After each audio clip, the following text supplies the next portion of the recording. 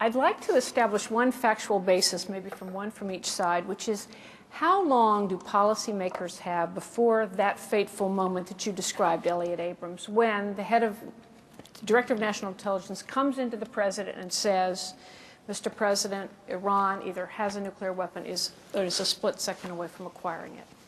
What do we know about how much time there is before that moment? Well, there's a lot of classified information. Pray share it with us.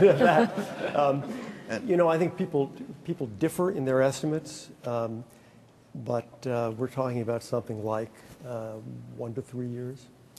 I think it's important to understand that Iran is moving quite rapidly towards a threshold nuclear capability, what's referred in other contexts to a Japanese capability or a German capability. That is to say, they would have the components of low-enriched uranium stockpile that could be put back through the centrifuges and quickly turn into highly enriched weapons-grade material. They probably have the means to weaponize. They certainly have the means to deliver the missiles. At least as far as Israel.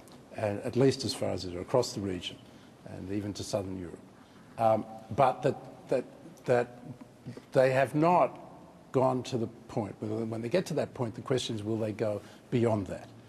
And the estimate is that they could make that decision to go beyond it in 1 to 2 years.